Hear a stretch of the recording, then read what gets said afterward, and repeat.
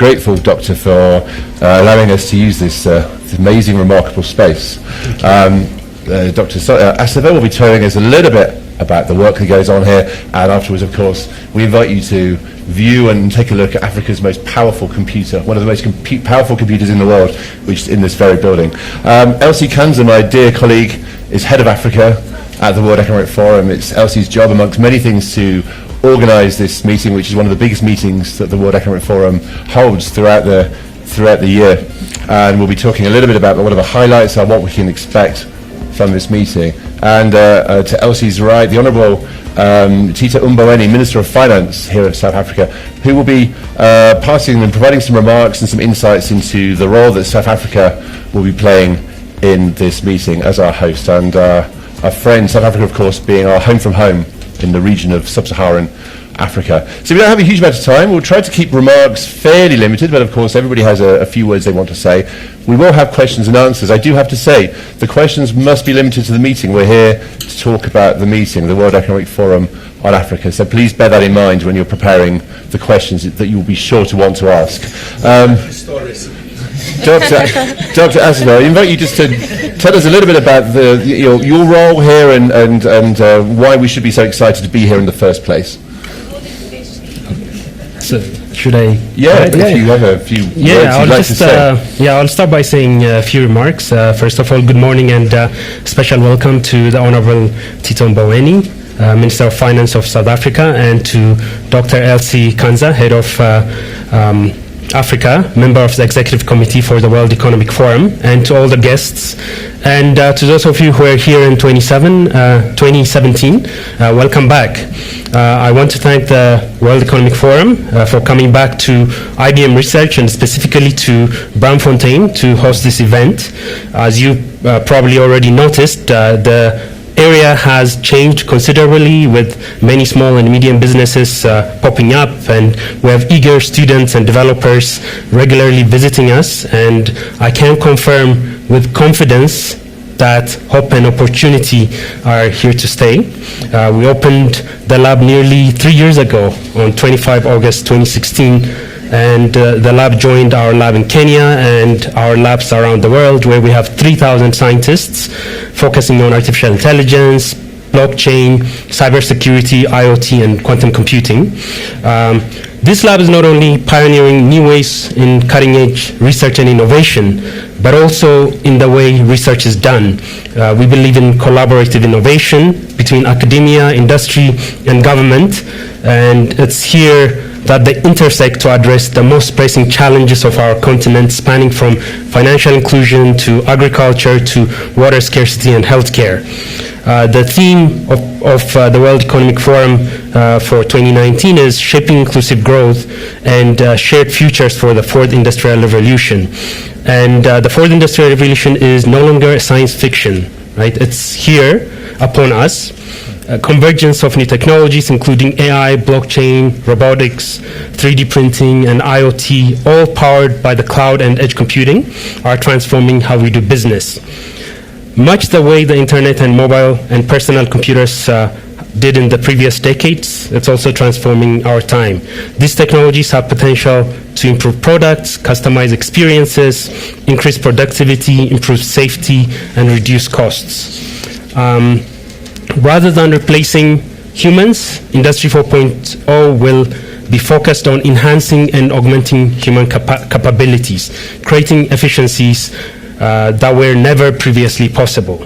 One of the most powerful examples of Industry 4.0 at work is in agriculture, for example.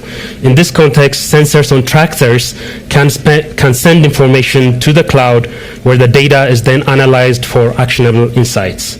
And all of this sounds great, right?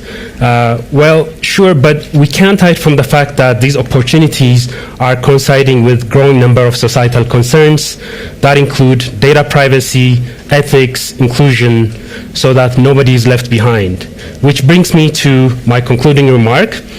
We are at the cusp of a new generation of computing, which follows its own set of rules. As a matter of fact, we just came from seeing the computer.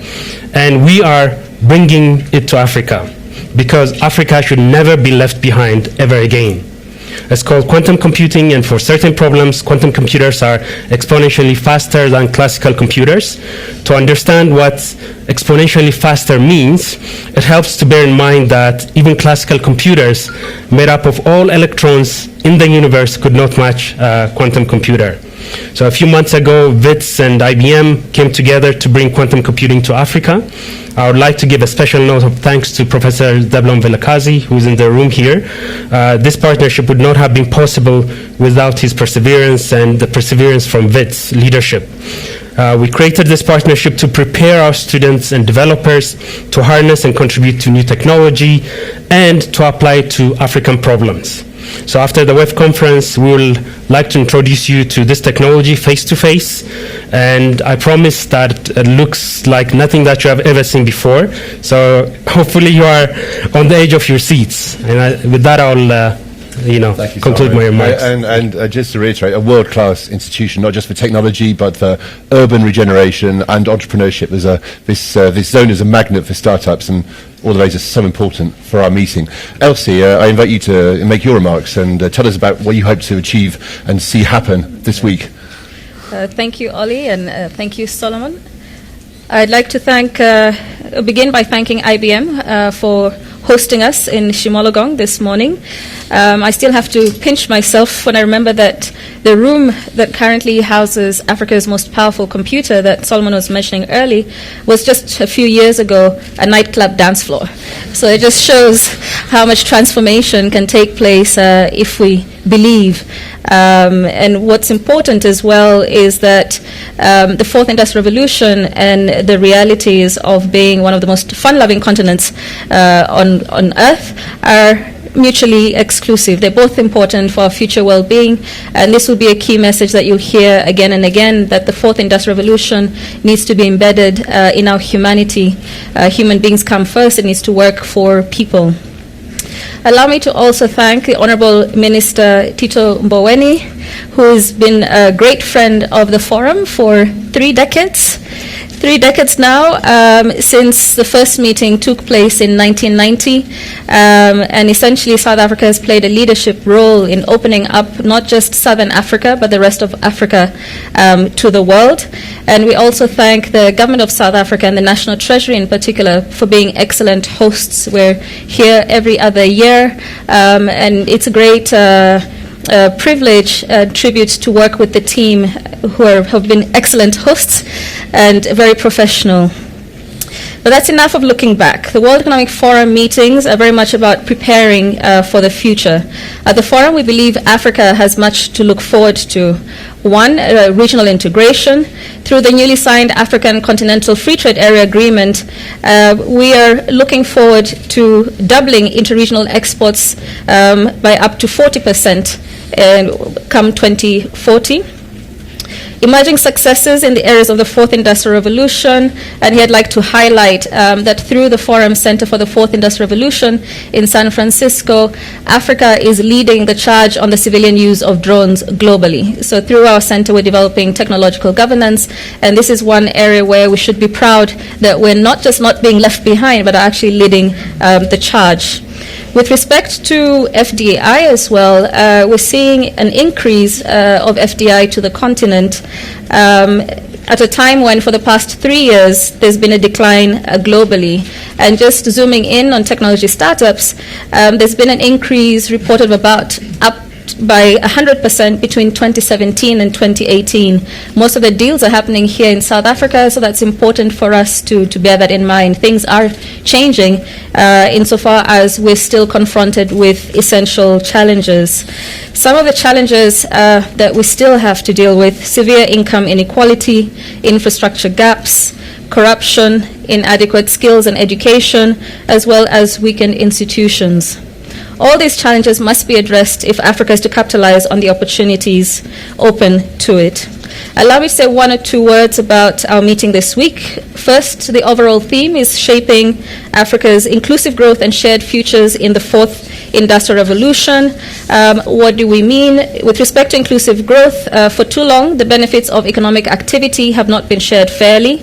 Labor's proportion of income has been declining, not just in Africa, but all over the world. Proactive measures need to be taken to address this. At the forum, we believe that the role of government is to actively intervene in the functioning of markets, to ensure that productive investments are incentivized, and to discourage market functions that do not benefit the long-term health of economies and societies. With respect to shared futures, our message here is loud and clear that we're all in this together. Neither governments, businesses, or civil society are capable of solving the chronic challenges we face alone or independently. On the international stage, countries need to work together to solve issues such as climate change and cybercrime, otherwise their efforts will be doomed to failure. In a world that is increasingly disrupted by a volatile geopolitical environment, finding common ground is becoming even harder to achieve, and hence the importance of this multi-stakeholder gathering.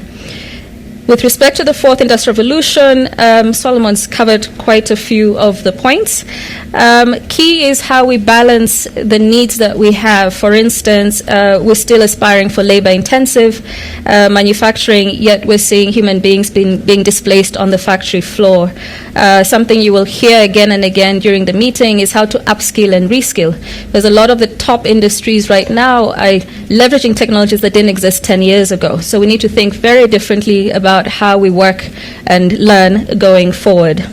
Popularly known as the Davos of Africa, the purpose of our meeting is not to raise the most investment, not to bring the most people together, but to bring the right decision makers together, those with the influence, the resources, the energy, and the creativity to think up new solutions and make them happen. This working environment or atmosphere makes our meetings feel very different from any conference you might have been to. Indeed, I like to refer to it as the annual general meeting, where communities of stakeholders come together and share the progress that they've made over the past year and plan ahead, take into account the evolving dynamics. I will conclude by highlighting a couple of areas where we'll be driving impact this week. One, building on the earlier point about the importance of startups, and I would add small businesses, SMEs, both for growth but also for job creation. We'll be launching a flagship initiative termed the Africa Growth Platform. Its role is essentially to rally a community of governments, investors, foundations, and entrepreneurs to address the challenges in the ecosystem that are preventing our small businesses from growing. In some respects, there's a role for policy. In other respects, pay small businesses on time, and then also making it easier to access capital. We'll also launch a risk resilience platform. As you have seen, climate change and disease-related disasters can be very costly for governments as well as everybody else. So we need to create a space to think a little bit differently about how we're going to boost our technical and financial capacities to prepare for such disasters. In collaboration with international organizations, we're also developing a Pan-African platform for e-commerce. Here again is an area where we don't want the continent to get left behind in terms of ensuring that we're part of the global digital economy. I could go on and on. We're working with the African Union on the Center for Disease Control, Global Battery Alliance, trying to eliminate child labor in accessing the minerals that are important for batteries. This is mainly in the DRC. But I'll pause here and come back to it if there are questions that arise. Thank you.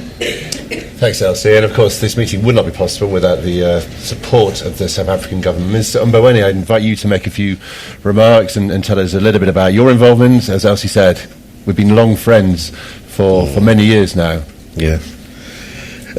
The chair is a bit uncomfortable, so I'm going to stand. Not that I'm about to give a lecture, but just to be a bit comfortable. Thank you very much for this meeting, for this press conference, taking place just before we start the meetings in Cape Town. The World Economic Forum has been working with us for a number of years now. You might recall somewhere in 1990 or 91 thereabout, in Davos. The forum organized a discussion involving President Mandela, President-elect, and Dr. Mangosuthu Buthelezi. It was a very interesting experience. The ANC technocrats had written a very long speech for President Mandela, very much couched in the popular language of the time. And I had a look at this and thought that it was well written, very nice, but it missed the timing. It was a wrong place. It was a speech for the FNB Stadium, not for the meeting of business people, political leadership in Davos. History would have it that we made one mistake because we tore apart the speech and threw it away. We should have kept it for the archives. Because President Mandela then subsequently went to deliver a very short 5 minutes intervention, which was well received by the delegates. But it turned out actually that the delegates were more interested in his life experiences as a political leader and on Robben Island. And they were eating out of his hand when he began to talk about that. That very much improved the mood towards the ANC. Of course, over the years, one has learned about what the World Economic Forum is about and what it is not. It is not a conference where you take resolutions. It is not a consultative meeting. It is not really a place to exchange ideological positions, but a forum to exchange ideas on the state of the global economy, the state of the African economy, the state of the South African economy, and finally the state of play in business dealings. Who wants to make a deal with who? People get introduced to one another and they begin friendships which may last for a very, very long time. So to that extent it's good, and I have always enjoyed being part of the forum. As South Africa, we're very happy that the World Economic Forum has decided to come back to South Africa. Wonderful facilities in Cape Town, good food around. I hope the restaurant owners have not increased the prices as they tend to do, so that our guests are not exploited but can enjoy the environment. Of course, the biggest issue which forms part of the background to the meeting is the global trade tensions which are consuming the world. The trade war between the US and China is not helpful.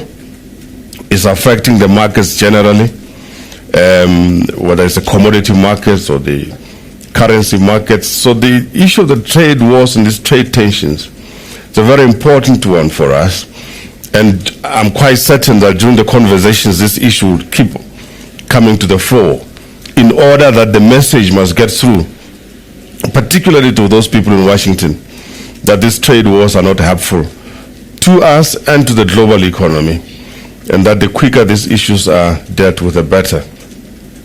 Elsie mentioned the very important signing of the African Continental Free Trade Area Agreement, an agreement which for South Africa is a gift of the gods, in that South Africa stands to benefit far more from the African Intercontinental Free Trade Area, African Continental Free Trade Area. Very long. We stand to gain tremendously from this because of our industrial base. So the largest industrial park in Africa, being Ekurhuleni, is going to benefit the most out of this through the production and export of manufactured goods. So we very much appreciate this. Against this background of these trade wars, nevertheless, Africans are organizing themselves into the African Continental Free Trade Area Agreement. So we appreciate that very much. And talking about the fourth industrial revolution, about which I know nothing, I can say that in the past couple of days I signed an agreement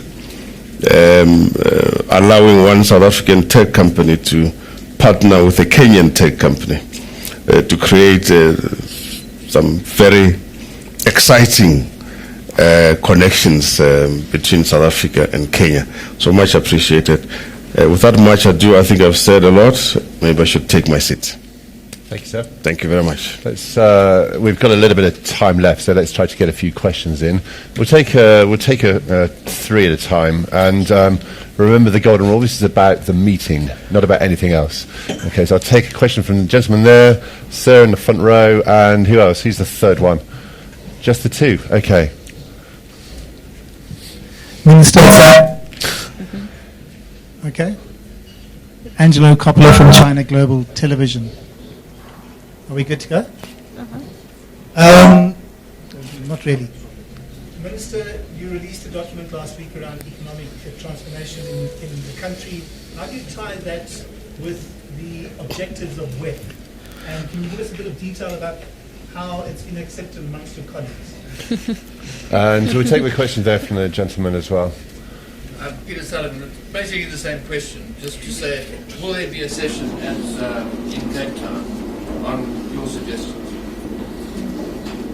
I can answer that question. There won't be, because our program is set up and finalised always a couple of weeks before. Any comments on how you intend to use the meeting to drive economic transformation? You know, when I was much younger, which is quite many years ago, I used to teach ANC activists politics. And one of the subjects was dialectical materialism. And within dialectical materialism, there's a section that I used to like called time and place. So my students would have answered the question by saying, this is not the time or the place for that question. Okay, next questions. Anyone else? Gentleman there. Okay, can we have a microphone over there, please? Anybody else whilst we're on? Okay, let's get these two gentlemen.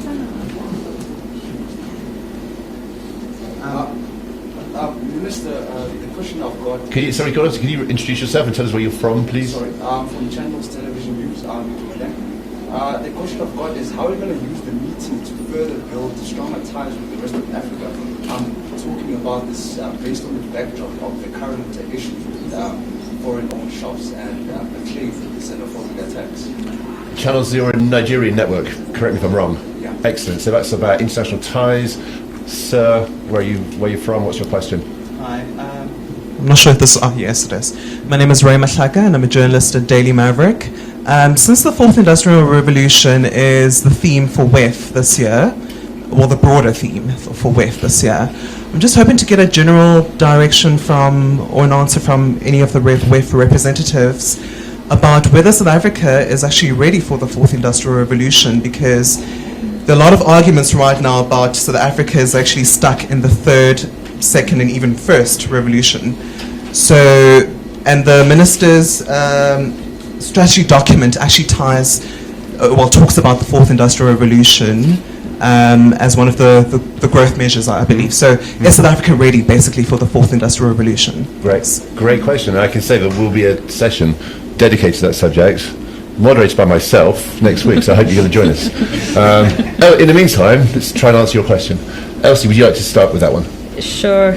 Is South Africa ready? No one's ready, is the short answer to that. Professor Klaus Schwab, the founder and executive chairman of the World Economic Forum, made the effort to essentially pull together the different strands related to how technology was disrupting economies, society. This was through a book that he published in January 2016, was when it was shared in Davos. And since then, we've been working with governments, in particular around the world, but in tandem with technology companies primarily, to help develop new protocols and governance frameworks to cope with these new technologies, because they're moving much faster than the government and regulatory existing bodies' capacities. The center, the mother center, is actually in San Francisco, and we're working with governments around the world. What I will say is that South Africa has demonstrated leadership again by offering to host the first affiliate center for the fourth industrial revolution here in South Africa. So that will be the first in Africa. We have a number of these affiliate centers in different jurisdictions around the world because, as you appreciate, contexts vary. But essentially, the global governance protocols will affect everyone. And so with South Africa taking the lead in this respect, and we hope to also have a couple of other centers in other parts of Africa, because given how big it is, we also cannot assume that the South African context is ideal, again, for Eastern Africa or Western Africa. So in this regard, South Africa then is very much at the forefront of helping, one, to develop technologies, but also looking at the governance around that. The question about being ready, at least through the consultations we've had, separate from governance, is really around skilling. That we as a continent, and South Africa as well, are challenged in terms of the low education base that we have when we look at our entire populations, and the fourth industrial revolution just creates more pressure. The way we choose to see it, and here I take the liberty of quoting Professor Klaus Schwab, is that the fourth industrial revolution can actually help us to catalyze some of the gaps that emerged from the first revolution, second revolution, and the third revolution. We should not see them as separate issues. It's really more as the same spectrum and moving in tandem. And so the question is, how can we invest in innovation?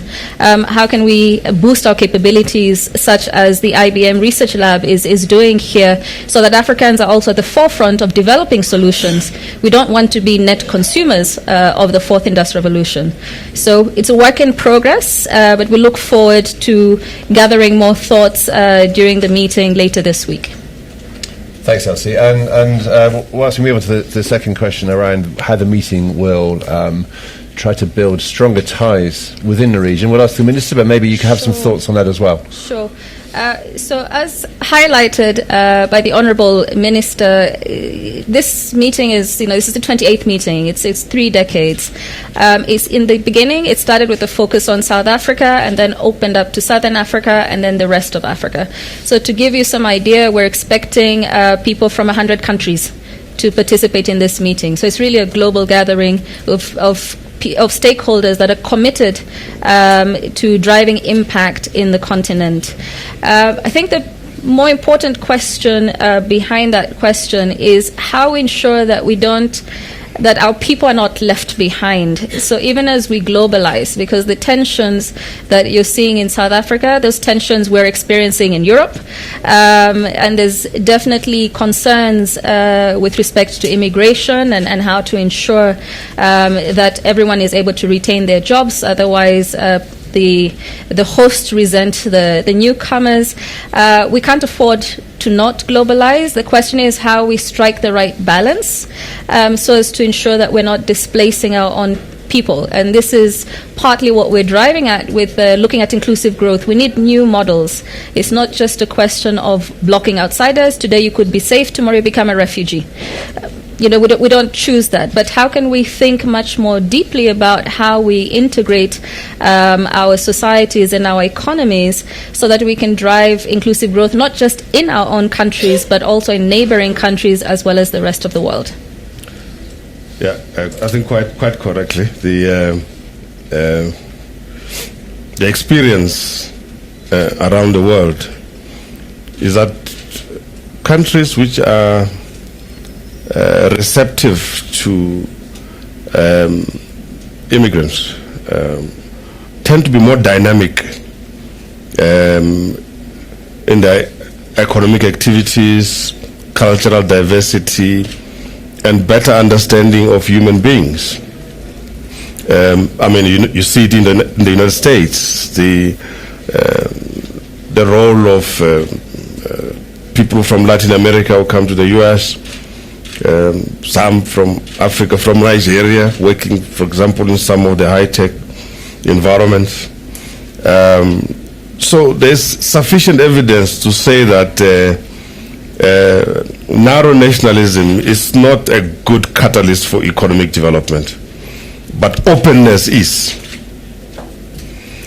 So it doesn't help, for example, for a president of a country, not this one, somewhere to say, shut down all the Nigerian shops, which one of them did recently.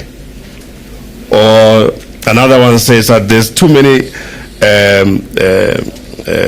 people from Togo or something like that, shut down their shops. To say that in these following categories of businesses, no nationalists allowed. You can't do that kind of thing. It's not helpful at all. So I think we in South Africa have a duty to educate our people to, by the way, at the end of the day, we're all Africans. So whether I can decide to live anywhere in Africa. And I don't see, that's why we need this free movement of people in Africa, these African passports that can make us travel anywhere we want. Anyway, maybe most Nigerians want to be in South Africa here anyway. So why bother? All the Basotho want to be in South Africa here. I'm sure all South Africans who want to be in Lesotho are there already. So why this? For example, I don't understand why we still have a border post between Maseru and Ladybrand, to be honest, but I think I'll get into trouble again for that. I'm used to getting into trouble these days. Seems to be my daily bread. So I think openness is key, and as Elsie says, during the course of this meeting in Cape Town, there'll be many heads of states from Africa, many political and diplomatic leaders from other parts of the world, business people from around the world, and so there'll be many opportunities to discuss and debate some of these issues. Is South Africa ready for the Industrial Revolution? I like the answer given. You know, it's not like here is the fourth Industrial Revolution. Are you ready for it or not? It's a dynamic process of scientific discovery, development, implementation, and it's a dynamic process. So you might find, for example, that the Nelson Mandela Children's Hospital here is actually ready for the fourth Industrial Revolution. I know because I've been part of the development there. The technology being used there and so on is of a high caliber. On the other hand, there may be parts of Japan which are not ready for the Industrial Revolution. Actually, I went to a restaurant in Japan recently. They couldn't bring that card machine to you in Japan. I was shocked. I had to go to an office to pay my bill in Japan. So, meanwhile, they now have got technologies which can do medical examinations much faster and comprehensively. So these things is not one thing. It's a combination of a dynamic set of scientific discoveries and implementation. And I think that's how we should look at it. Otherwise, you're going to depress yourself forever, man. We wouldn't want that, so especially at the start of an important week. Time is racing on. Two very quick questions. Gentlemen there, you've already come back, but I'll let you have one more. Lady there, make them quick, and we'll keep the answers brief as well.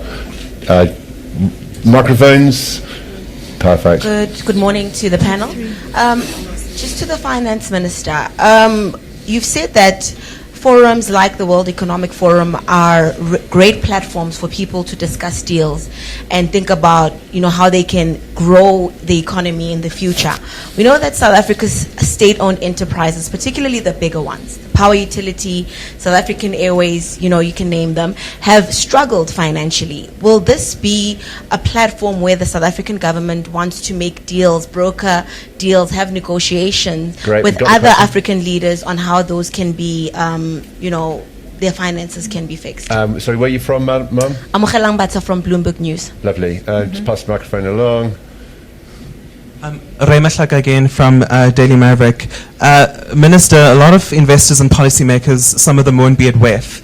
So we have to ask about the strategic document, are you getting any support, There will be Minister? time and place for that. I know, but Minister, there are people who are watching and they want to know if you are getting any support, Minister, because not all policymakers and investors will be at WEF. So please can you engage us on that? You should also respect older people. Minister, it's not about age, it's about engaging the press and the public. But we were very clear that we're focusing on the meeting for this one. So I think you're being unkind. Minister, anything on state-owned enterprises? Of course, the discussions will be quite wide-ranging, and I'm quite certain that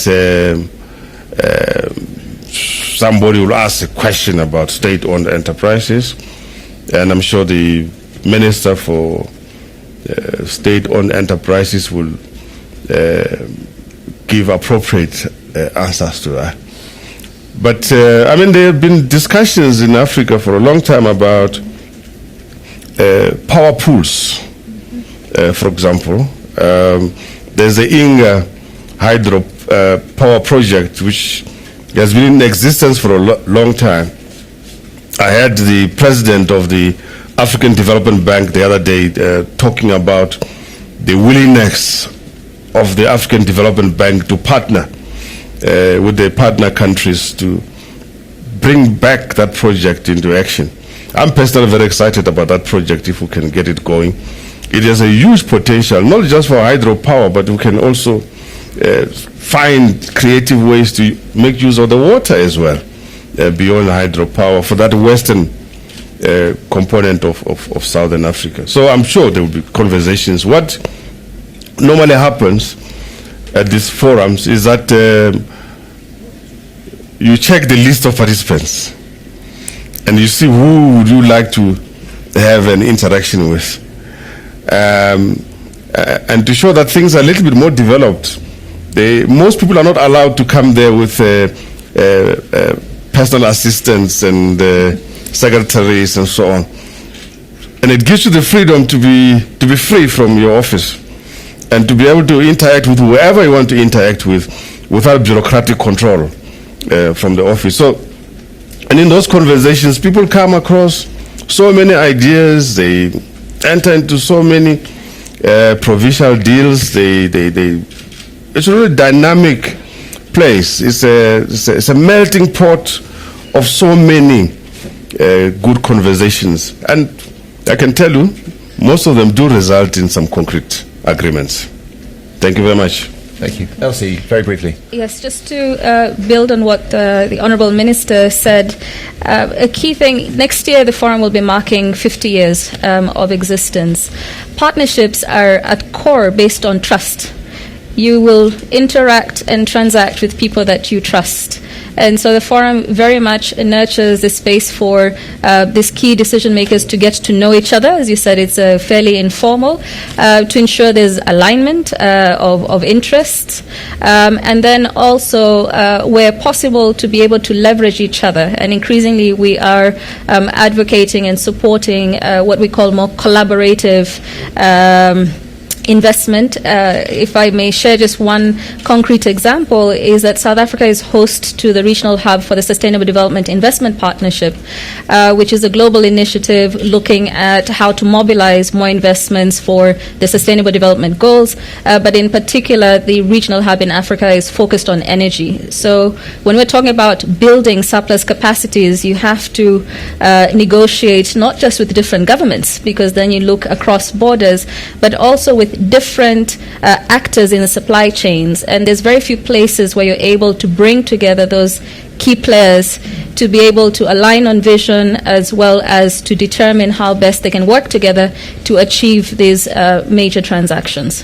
Thanks, Elsie. And just to point out that those conversations, those trusted interactions, don't just take place between business leaders and government, but also members of civil society. We have trade union leaders, we have faith leaders, we have artists and sports people, everybody who is welcome and important and vital for successful conversations. So, Minister, thank you so much. Thank you. Solomon, Elsie, thank you. Thank you all for joining us and taking time out of your schedules. This session is now closed. I hope to see as many of you as possible in Cape Town this week. Yes, thank you.